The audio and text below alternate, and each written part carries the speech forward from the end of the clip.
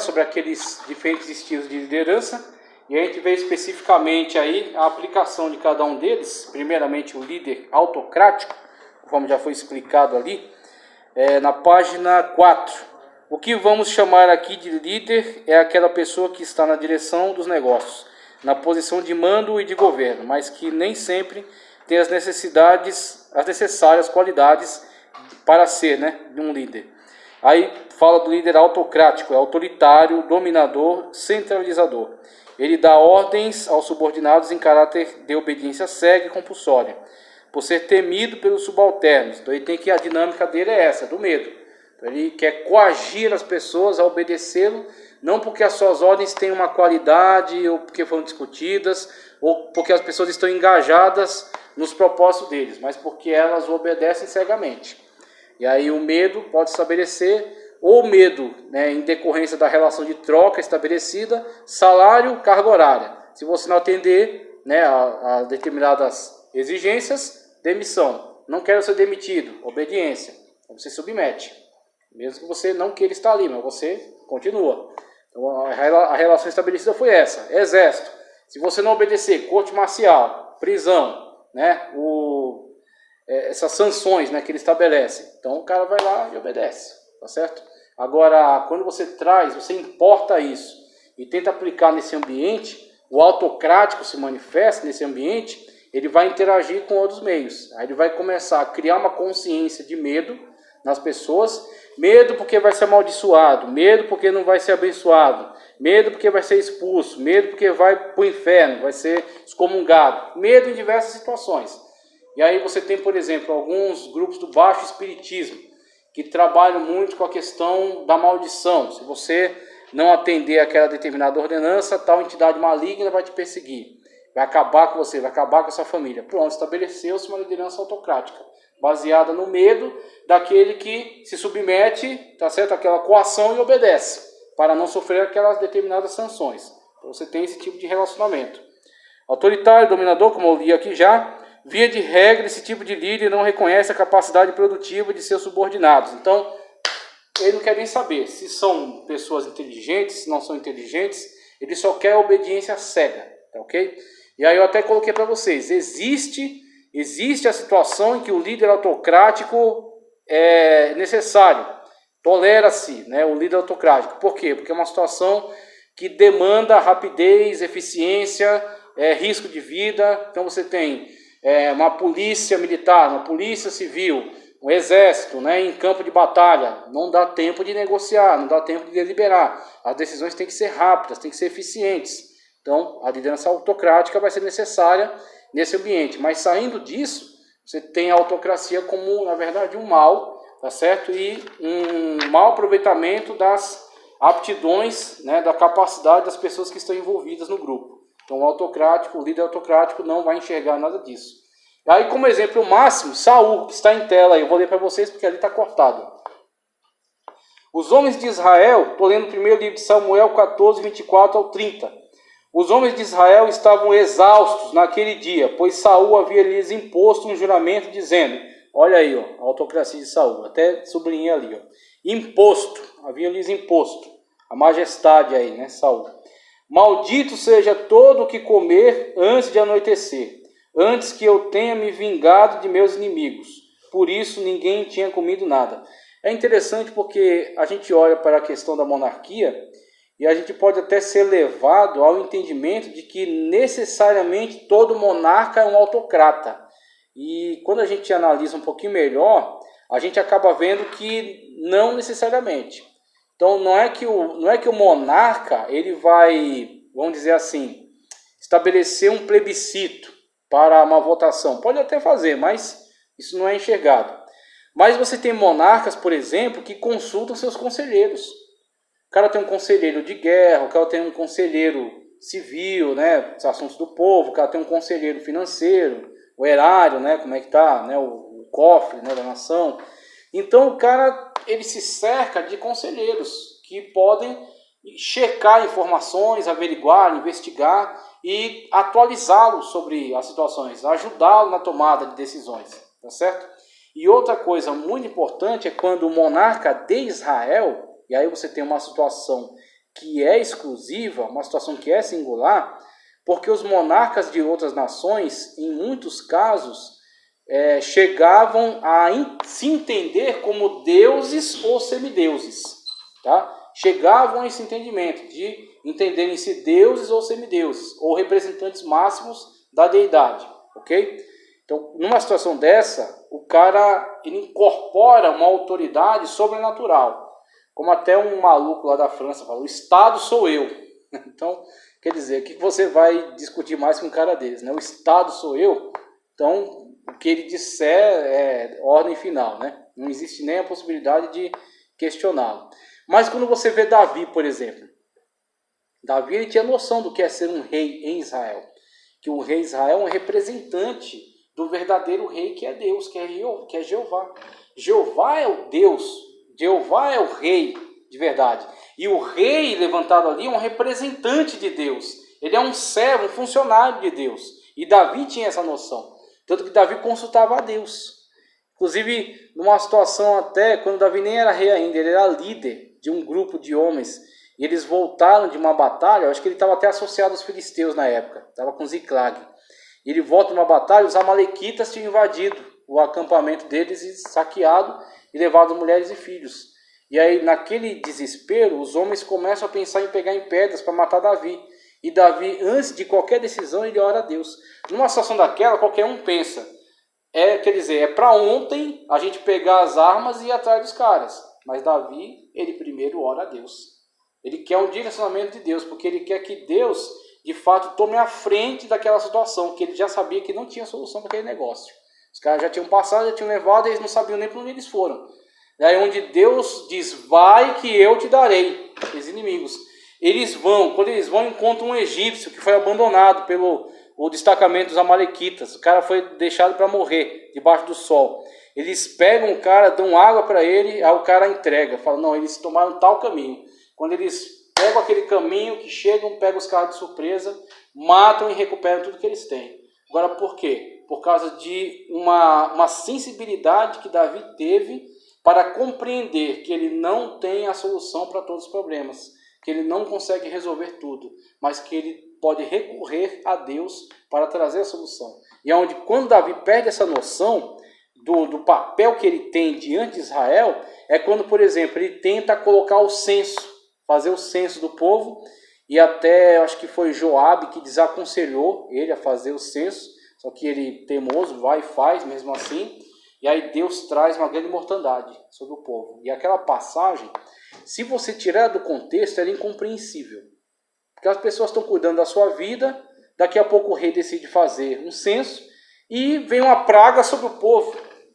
Você pode pensar, né? Mas que loucura é essa? As pessoas estão lá cuidando da sua vida. Quem teve essa péssima ideia foi Davi.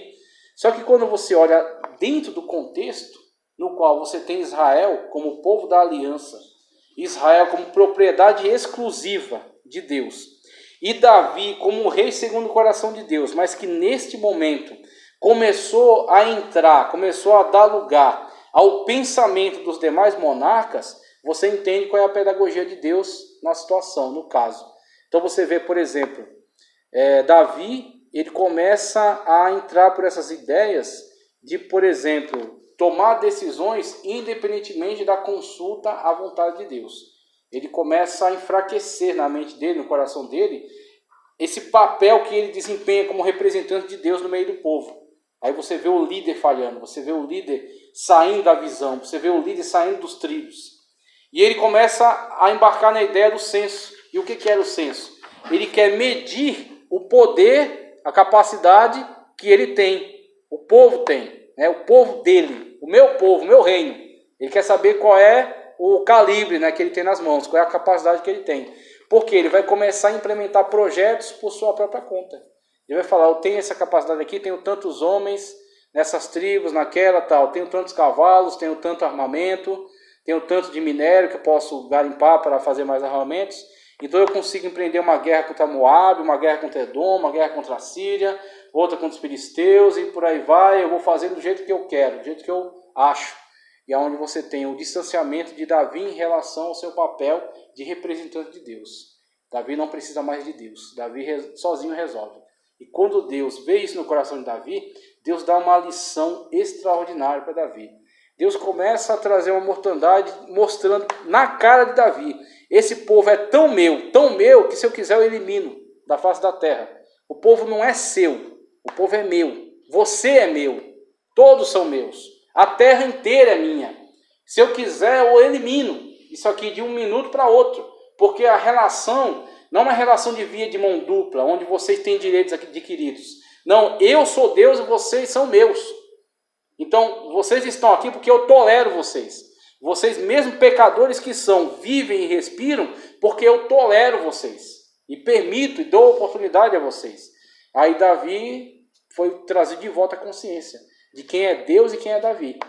Que Deus mostrou para Davi que se ele quisesse, ele se tornaria um rei sem povo. Que Deus eliminaria o povo na frente dele, se ele quisesse.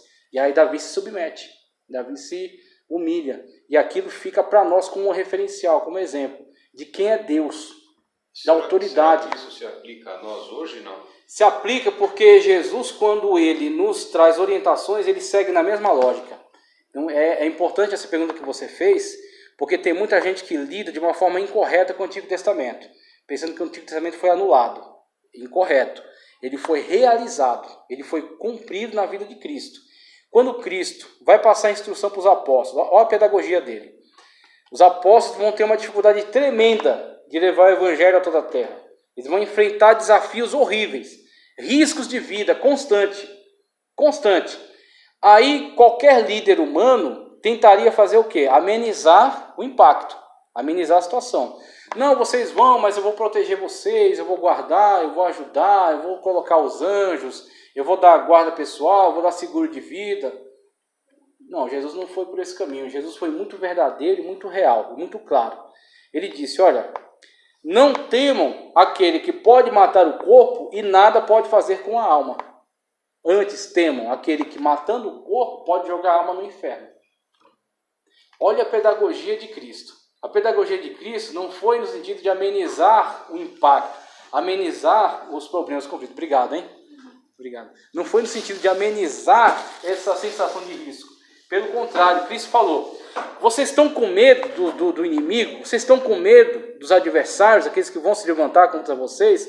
Aqueles que vão ameaçar a vida de vocês? Tenham mesmo. É de fato, eles causam medo mesmo. Só que eu vou te dar um motivo para você evangelizar. Você, antes de ter medo deles, você tem que ter mais medo de Deus. Mais medo, mais temor de Deus.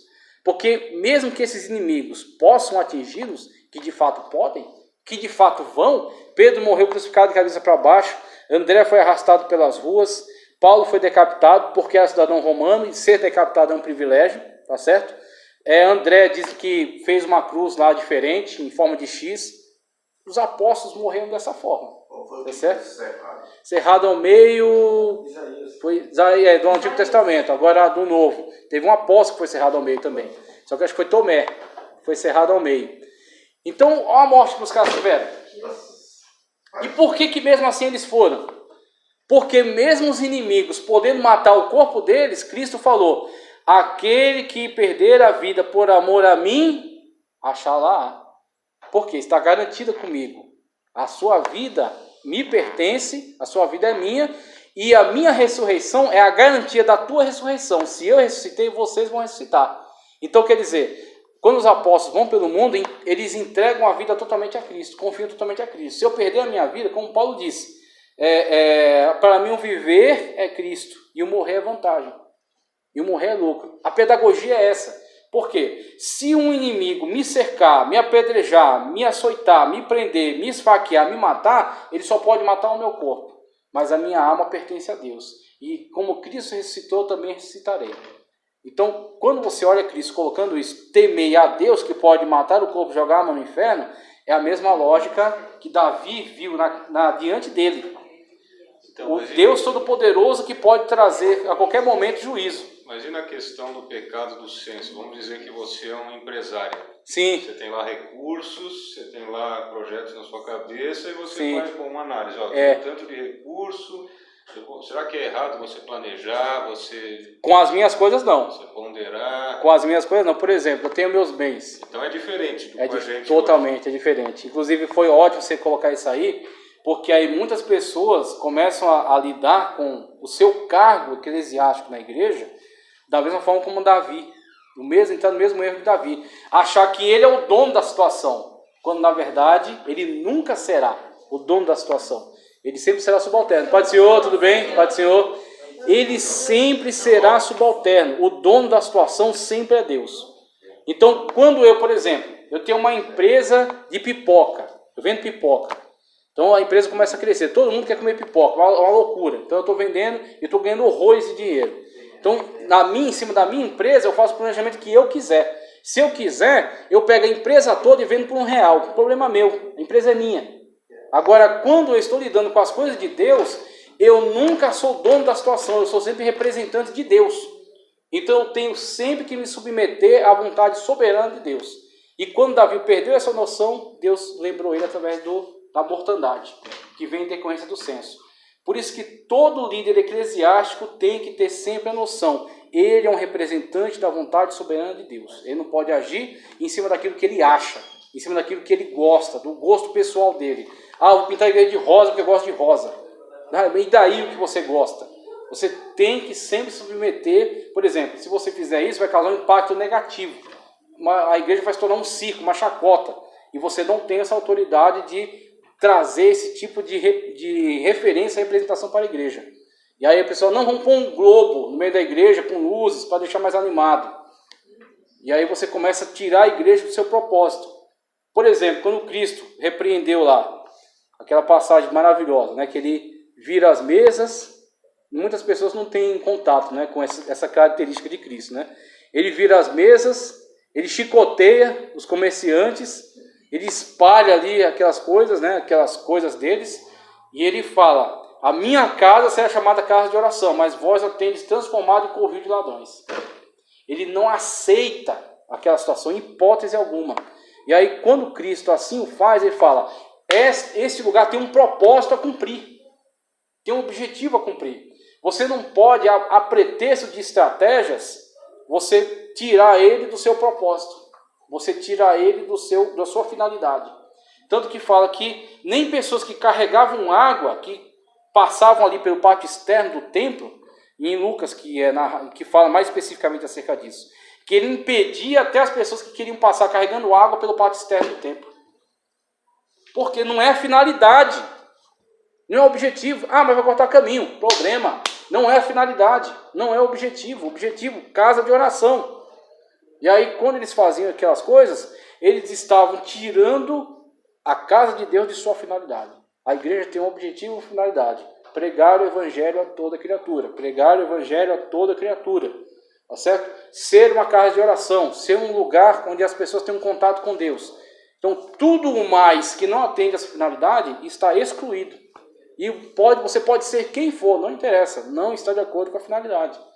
Então, onde você coloca esse contraste. Em cima daquilo que é meu, eu faço o que eu acho melhor. Agora, em cima daquilo que é de Deus, tem pessoas que estão lidando com as coisas de Deus de uma forma muito irresponsável. Elas não têm noção do perigo que elas estão correndo. Elas não têm noção do mal que elas estão trazendo sobre si mesmas.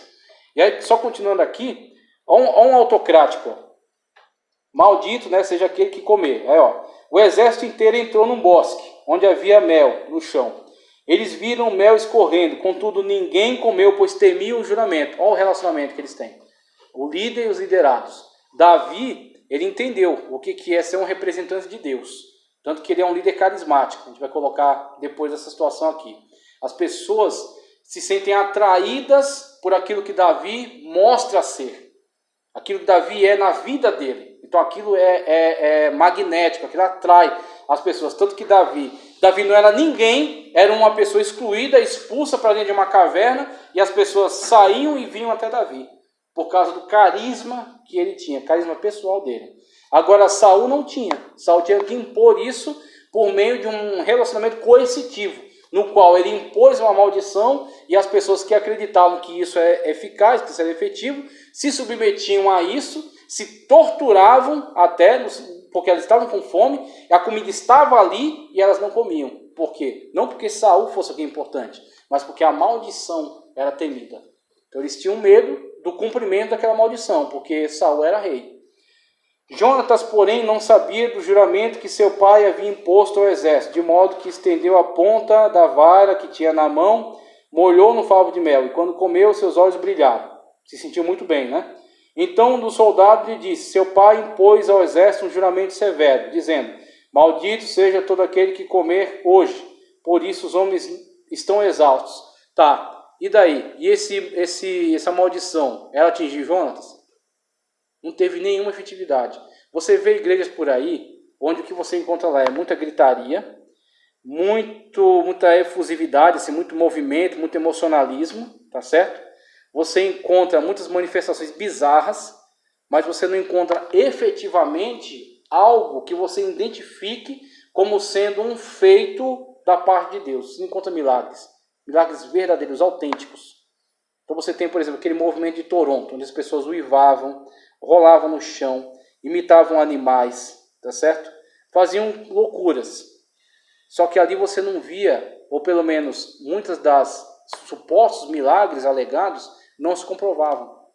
Porque você tem pessoas que estão submetendo aquele movimento sempre por causa desta ou suposto poder para amaldiçoar, que Saul não tinha, tanto que se comprovou aí. Jonatas comeu e não aconteceu nada. Cadê a maldição? Se concretizou? Não, porque aquilo é algo que veio da cabeça de Saul, individualmente. Veio da pessoa dele, mas não de Deus.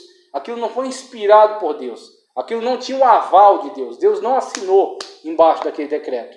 Então as pessoas se submetiam a algo que na verdade não era efetivo. Algo que não se concretizava. Algo que não iria acontecer. Mas elas estavam submetidas pelo medo. E pelo medo elas se obrigavam. E tem gente que fica em certos movimentos se obrigando a estar ali, sofrendo pelo medo. Porque estão com medo. A serenidade de servir a Deus que aqueles Pedro teve quando entrou no templo. E o paralítico disse: dá-me a esmola. Né? Pois é, exatamente. Serenidade daqueles homens, porque a Bíblia diz que eles olhou e disse: olha, não tenho nem ouro nem prata, mas o que tem te dou. O que eu tenho te dou. Ele de fato cria piamente que ele tinha. Aquilo não era dúvida na cabeça dele. Sim. Que ele tinha comunhão com o Mestre amado e que ele sabia que Jesus Cristo estava com ele e que iria honrar aquelas palavras. Inclusive aquilo que ele estava fazendo não é em benefício próprio, e sim para a glória de Deus. Então a cura que ele realizou ali, para a glória do Senhor Jesus Cristo. Então você vê quando a pessoa tem certeza do que está fazendo. Esse sinceridade foi muito maravilhoso. maravilhoso.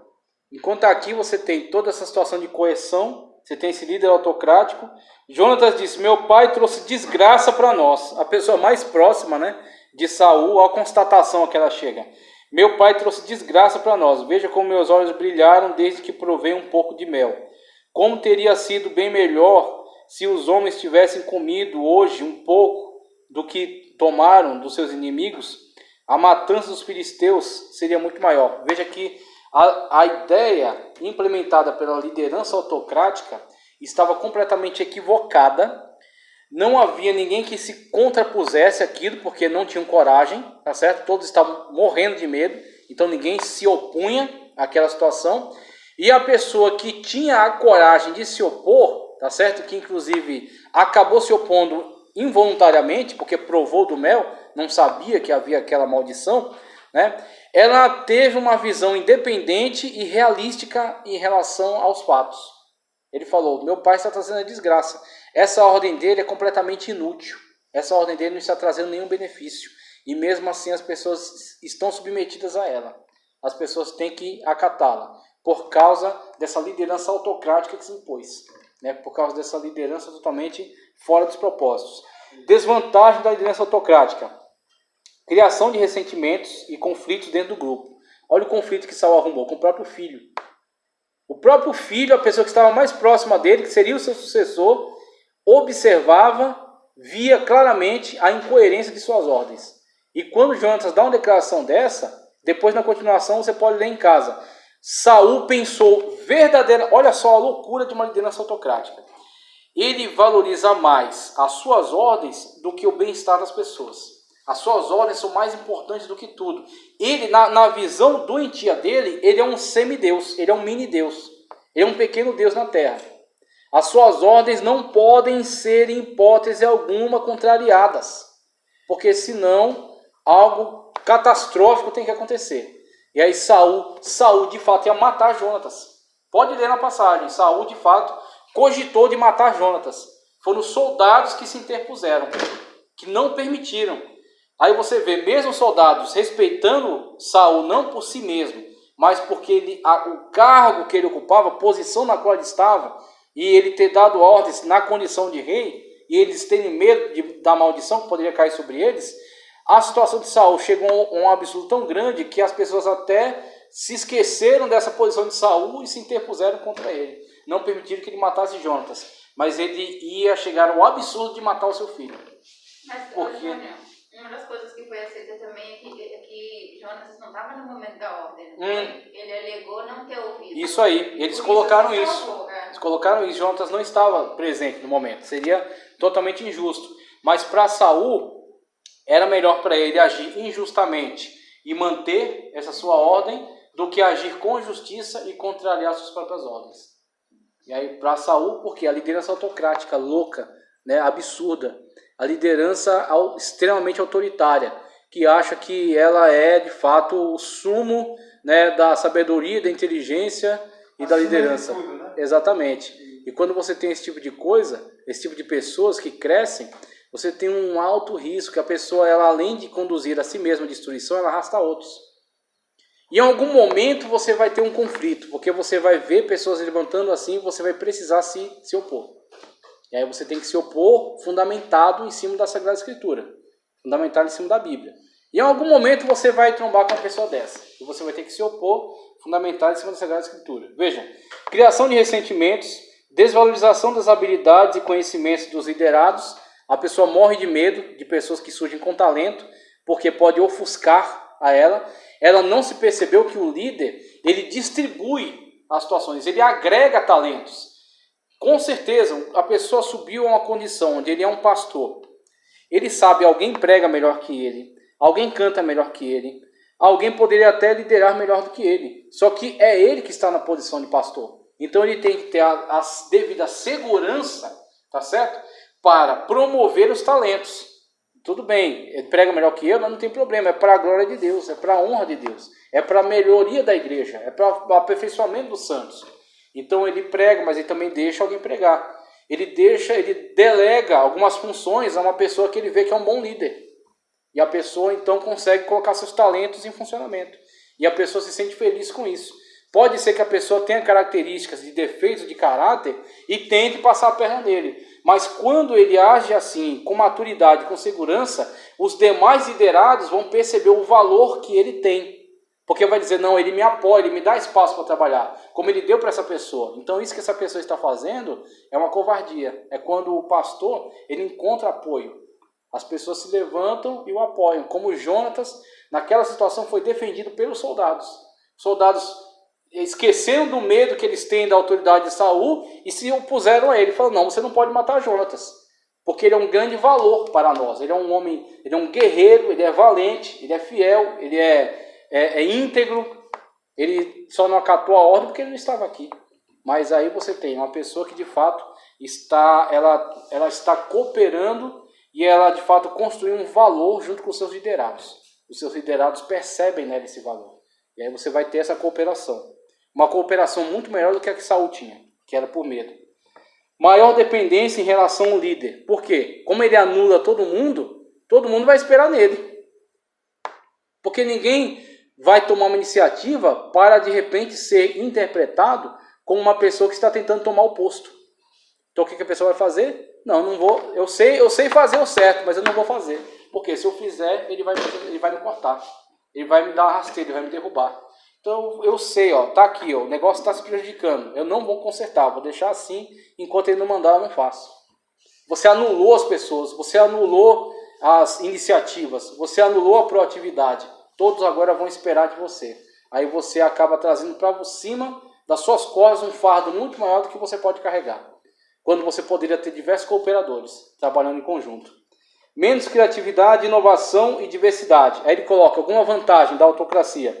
Decisões e implementações rápidas. Raciocínio rápido e processual. Alívio em situações estressantes ou de crises.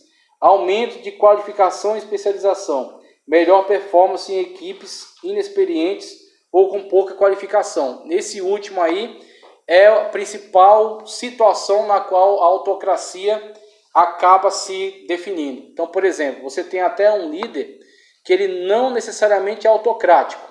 Ele é um líder democrático. Ele gosta da cooperação, de ouvir as pessoas, de delegar funções.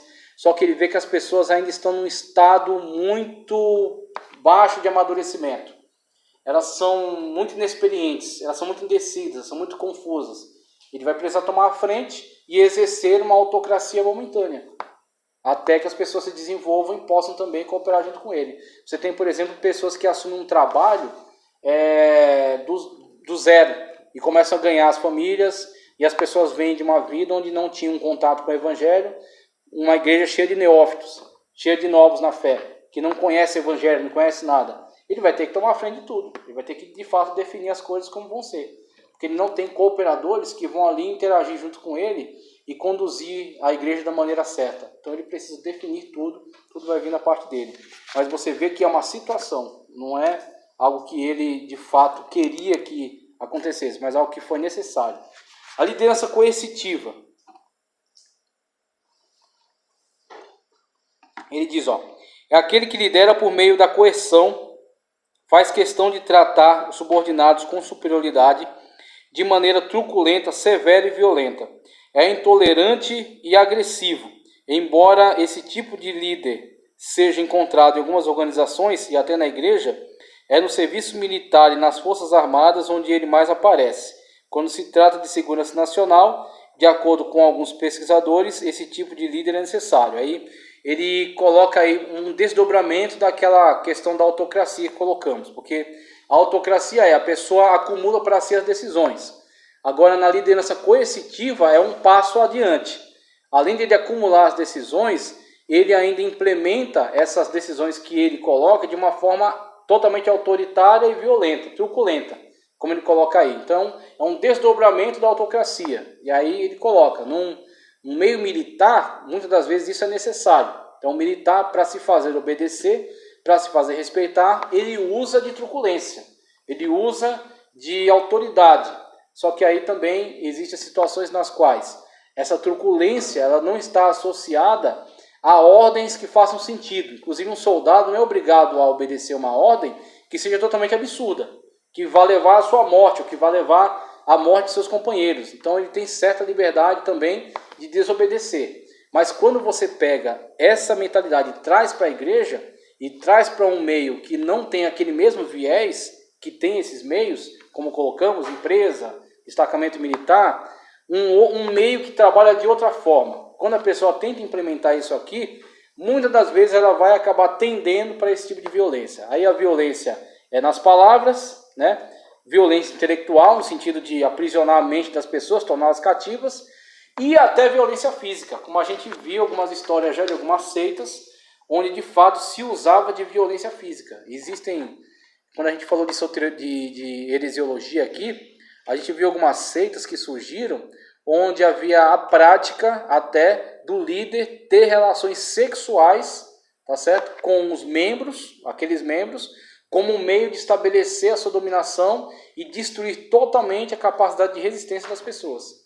As pessoas entraram numa situação tal, o envolvimento delas é tal com aquela liderança, que até a sua moral, até a sua honra foi destruída. Então, quando elas chegam nesse estado, elas não veem outra opção senão permanecer naquele meio. Porque para ela sair dali, ela vai ter que, muitas das vezes, confessar coisas que ela vivenciou ali, e para não passar pela vergonha de confessar isso, ela permanece. Ela fica naquele lugar. Então tinha, por exemplo, uma seita que foi dirigida por David Koresh, que se dizia o Messias. E ele, nos Estados Unidos, acho que em Copeca, e ele tinha relações com a mulher que ele quisesse. E teve relações até com homens. E ele impunha isso também como meio de implantar ali uma ideologia de dominação total. onde não somente as ideias, mas até o corpo das pessoas era dele. E ele se dizia o Messias na Terra.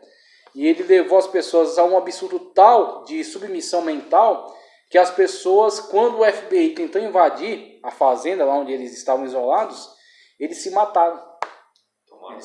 Tomaram veneno, se suicidaram. Teve David Koresh nos Estados Unidos e teve um que foi aqui no Suriname, país que fica ali na América do Sul, mais ao norte, perto do Caribe. E ele fez a mesma coisa também, as pessoas tomaram um suco com veneno.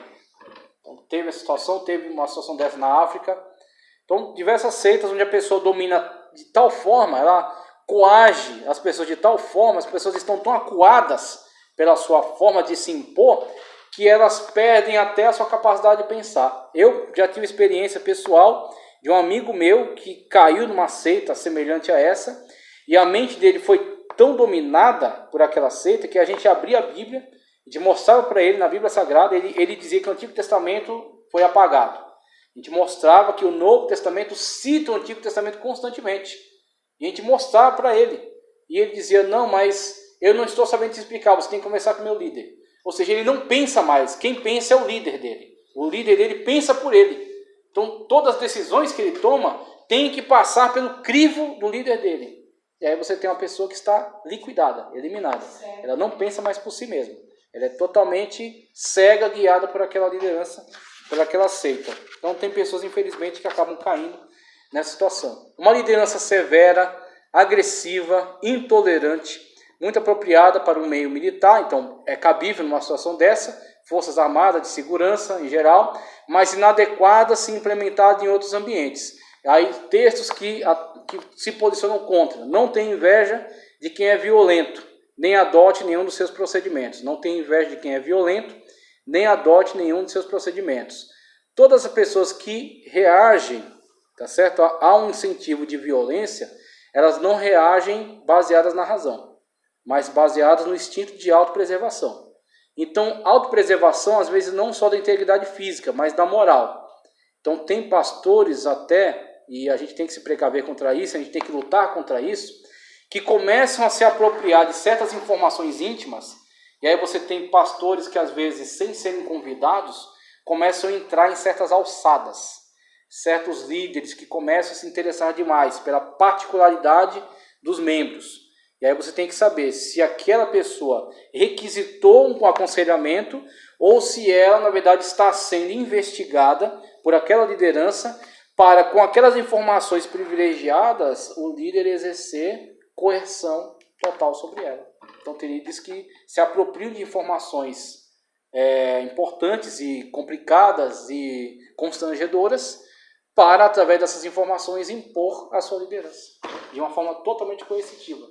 Você tem uma violência moral, você tem uma violência mental, você tem uma violência intelectual. E se a pessoa chegar aqui e começa a vomitar grego, vomitar hebraico, vomitar aramaico, títulos de teologia, e aí chega aqui, dá uma carteirada, dá as grandes, e fala uma grande besteira e não dá a você a oportunidade de se opor. Como eu já vi aqui, a pessoa veio pregar, a primeira coisa que ela disse foi que se formou no Mackenzie, e a segunda coisa que ela disse é que Jesus se atrasa.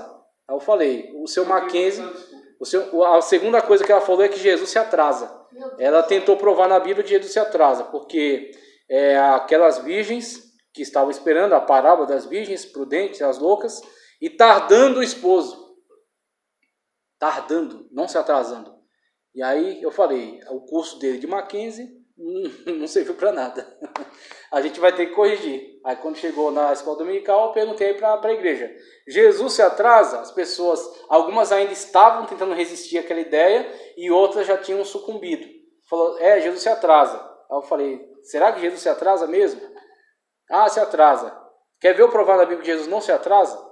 Aí eu falei, pronto, o texto que prova, que segundo ele prova que Jesus se atrasa, é o texto que prova que Jesus não se atrasa. E aí coloquei, lei, tardando o esposo. O que é tardar? Aí as pessoas ficaram um tanto hesitantes. Falei, tardar e atrasar é a mesma coisa? O que é atrasar? Atrasar eu combino com você, 10 horas em ponto eu te encontro na esquina da Heitor Penteado com a Pereira Leite. 10 horas. Se der 10 e 1 eu estou atrasado. Eu marquei hora. Agora, quando eu digo para você, eu vou te encontrar na Heitor Caprera Leite. Ah, que horas? Não vou dizer. Eu vou chegar, me espere. E aí você vai ter que esperar. Por exemplo, se você é meu funcionário, você tem que me esperar. Você é meu servo, você tem que me esperar. Fica lá. Vai virar a noite aí e fica esperando. Agora, quando Jesus disse, quando o texto diz, tardando o esposo, ou seja, ele tardou na concepção das pessoas que estavam esperando, estava até demorando, mas ele não se atrasou, ele não marcou hora. E aí, quando você tem Jesus, ele disse que vai vir, nem o Pai, nem os anjos sabem. E Jesus, na situação que estava, como servo, também não sabia. Agora ele está sentado à destra de Deus, ele sabe, mas não foi revelado. Não sabemos nem o dia, nem a hora, mas ele vem. Assim nós temos que esperar. Pode demorar o que for, nós temos que esperar. Se vai ser na nossa geração, se vai ser na outra, ele vem. Porque ele disse que vem e virá. Ele virá no tempo dele, não no meu. Ele não marcou comigo, dia tal, hora tal. Então, atrasar é marcar e não cumprir. Um Deus onisciente, um Deus presciente, não tem como se atrasar. Ele conhece todas as coisas. Então aí você tem uma situação onde a pessoa, o que ela fez? Tentou coagir. Ela tentou uma coação através de uma carteirada. Ah, eu me formei no Mackenzie. Tá, e daí? Você tem que, as suas palavras têm que ser coerentes com os seus títulos, sua formação, sua suposta inteligência, sabedoria. Então, não adianta nada você dizer para mim que tem títulos e vir aqui falar uma besteira. Agora, você só pode se posicionar contra se você também tem o conhecimento. Se a pessoa tem o conhecimento e você tem, a Bíblia do Mackenzista é a mesma Bíblia da PUC, a mesma Bíblia do FAESP, a mesma Bíblia aqui do nosso núcleozinho pequenininho. É a mesma Bíblia. Então, se o cara vem com alta formação, dizendo que, falando coisas contra a Sagrada Escritura, você mesmo pode refutá-lo, meu irmão. Não tem problema nenhum. Né? É que nem um pastor aqui passou por uma situação. Determinada pessoa chegou até ele, né, uma pessoa dentro do contexto eclesiástico, falou, você sabe com quem você está falando? Ele disse, eu sei. Com pó e terra. Só isso. Então, independentemente da carteirinha que você tem no bolso, ou do carro que você tem na garagem, eu estou falando com pó. Então vamos encerrá-la por aqui, que eu não vou querer coagi-los a permanecer aqui, tá certo? E na próxima aula a gente segue, ó, líder executivo, distributivo, educativo, transformador. Então vamos encerrar por aqui. Em nome de Jesus. Graças a Deus. Deixa eu só interromper aqui.